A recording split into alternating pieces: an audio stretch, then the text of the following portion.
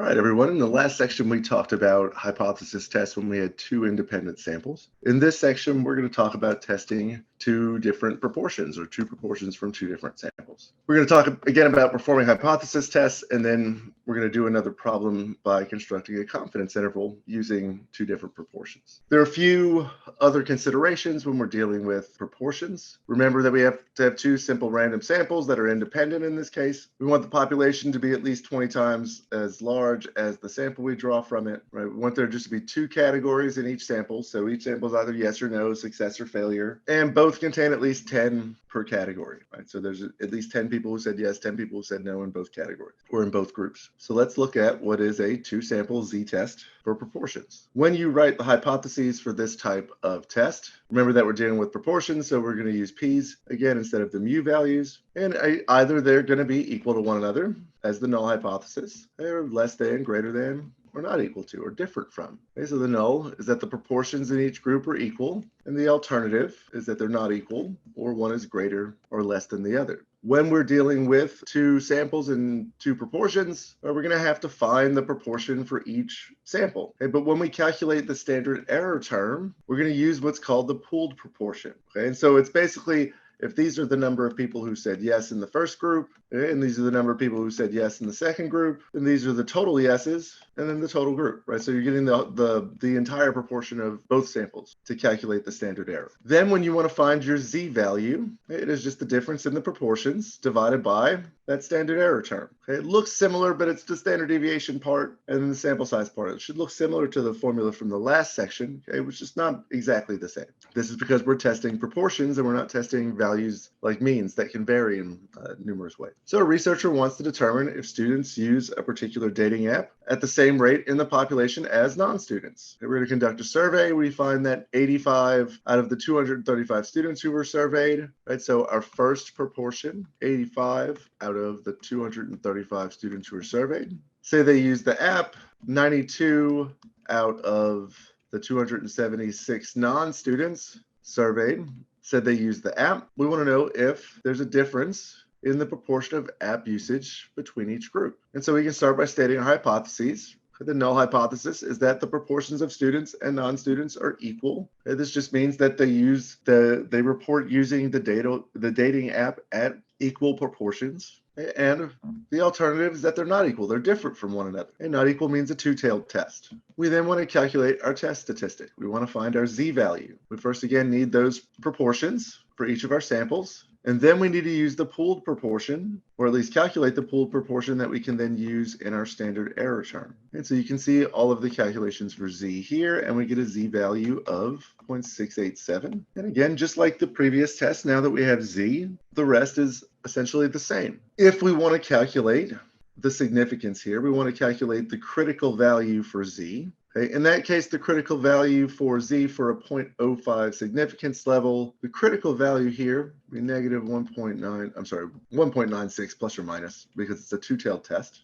So it'd be about right here on this graph. Then we want to find the area essentially outside of our z value. Okay, this would give you the p-value, the probability. And to do this, it's a little bit more complicated in Excel because you want to find the area between and then subtract it from 1. And this will give you this p-value that you see here.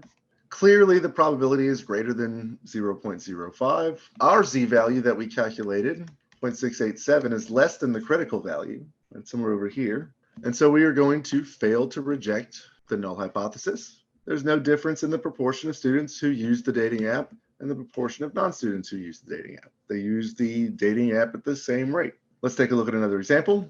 In a clinical trial comparing the effectiveness of two pain relievers, a sample of 100 patients was given drug A, and another sample of 200 patients was given drug B. Of the patients on the drug, A, 76 experienced relief. On B, 128 experienced relief. We want to know whether the proportion of patients receiving substantial relief is greater for drug A. We're going to use the critical value method and a 0.05 level of significance. So first, we want to state our hypotheses. The null hypothesis is that the proportion for drug A, the proportion who experience substantial relief for drug A is equal to the proportion who experience relief for drug B.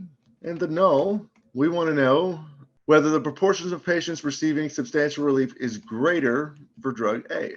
So we want to know if the proportion in A is greater than the proportion in B. So this is a right-tailed test, or at least a one-tailed test. So let's calculate our test statistic for the first sample for drug A, and here we'll just 1 and 2 is A and B, A and B. And so for the first drug, we had a sample of 100 patients, and they were given a 76 experienced relief. Here we had a sample of 200 patients, and 128 of them experienced relief. This is a proportion of 0.76. This is 0.64. To calculate the pooled proportion, 76 plus 128, the total number that experienced relief divided by the total number in both samples, 204 over 300, or 0.68. And now if we want to calculate our z-value, in the numerator, the proportion who experienced relief with drug A minus the proportion who experienced relief with drug B, divided by the square root of, our pooled proportion is 0.68, 1 minus 0.68, 0.32, and then times 1 over 100 plus 1 over 200. Be careful here, as it might look like it, this is not 1 over 300. So make sure that you type that in your calculator correctly. I would start with those fractions and then multiply. So what you should find here is 0.76, 0.64. We're going to keep that for just a second. Square root of 0.68, 0.32. When you type this last part into your calculator, which is probably what you should do first, you should get 0.015. Then multiply the three values and take the square root. In the numerator, 0.12. In the denominator, 0.0571. We get a z-value of 2.10, or 2.100. So now that we have our z-value as before, recall the hypotheses here. Remember, our null is that A and B are equal. The alternative is that A is greater than B. Let's remember we had a right-tailed test here. Our critical t-value is going to be the value where we have 5% of the area to the right or 95% to the left. To find that critical t-value, or critical z-value, I'm sorry, in Excel, norms, I and V, and we want the value where there's 95% to the left, so 0.95. And this will give you a critical z-value of 1.645. And again, the z we calculated, 2.100, so well out here into the rejection region. If we were to find the probability here, we want to find the probability to the right of z. And so the p-value we could plug into Excel equals t, I'm sorry, I'm still stuck on t-test, equals norms, dist, and then we would put in our z-value, 2.100, I'm sorry, and then 1 minus that, because that will give us, this part will give you the area to the left, and so you want the area to the right, and that gives a p-value of 0.0179, less than 0.05. Our z-value is beyond the critical value and in the rejection region, and so we reject the null. Is evidence to conclude drug A as greater proportion, no, I spelled that wrong, than drug B. Right, let's just write this, and when we reject the null hypothesis, we're saying that there's evidence for the alternative. There's evidence that the proportion of patients who receive substantial relief with drug A is greater than the proportion of patients who experience substantial relief with drug B. Let's try another example here. And an article in the Archives of International Medicine reported that a sample of 244 men, 73 had elevated total cholesterol levels, and another sample of women, 44 had elevated cholesterol levels. We want to conclude if the proportion differs between men and women, and we're going to use the p-value method and a significance level of 0.05. Okay, we want to know if it differs, right? That's a key word there.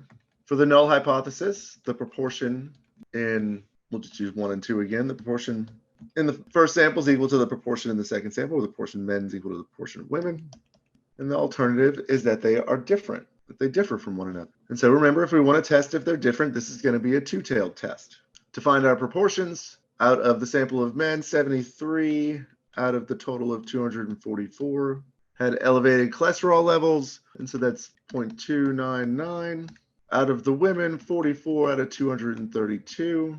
0.190 had elevated cholesterol levels. For our pooled proportion, we're going to add them both up. 117 over a total sample of 476. And our pooled proportion, 0.246. 24.6%. If we want to calculate our z-value, it is the difference in the proportions, 0.299 minus 0.190 divided by the square root of 0.246, 1 minus 0.246, 0.754. And then again, here we want to do 1 over 244 plus 1 over 232. And so put that into your calculator, you should get 0.0084087, so on. And now when we calculate these values, 109 in the numerator, in the denominator, 0.0395, we get a z-value of 2.76. So now we want to use the p-value method, right, which just means we need the probability. Okay, because we're looking for different, we want the probability on both sides of the distribution. And so we want to know the probability.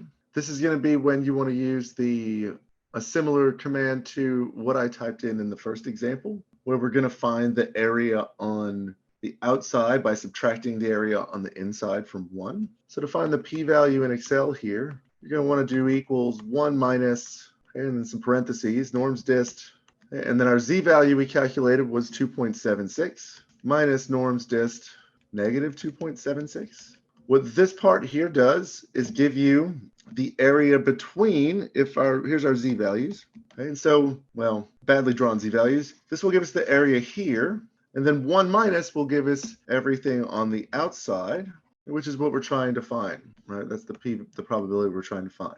And so if you type this into Excel to get the probability, you get a p-value of 0.0058. This probability is much, much less, or it's less than 0.05, clearly. And so here we would reject the null. There's evidence to conclude the proportion of high cholesterol levels in men is different from proportion in women. And remember, this was our alternative, is that they were different from one another. And so we write our conclusion in terms of that. We reject the null. And so there's evidence to conclude that the proportion of cholesterol levels, the proportion of high cholesterol levels in men is different from the proportion of high cholesterol levels in women. Finally, as with the others, we can do the same type of test using a confidence interval. We want to use different proportions.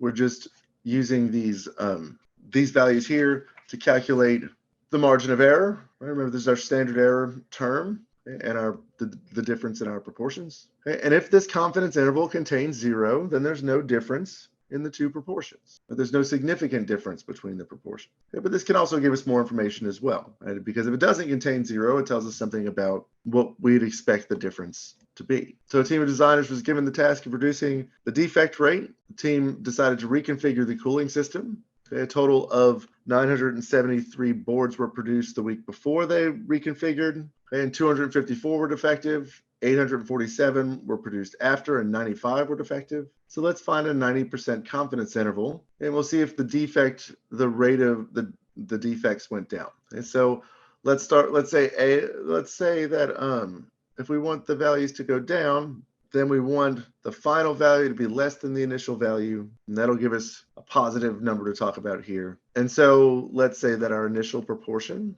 out of the out of the first week, 973, and 254 of them were defective. So 254 divided by 973, 0.261.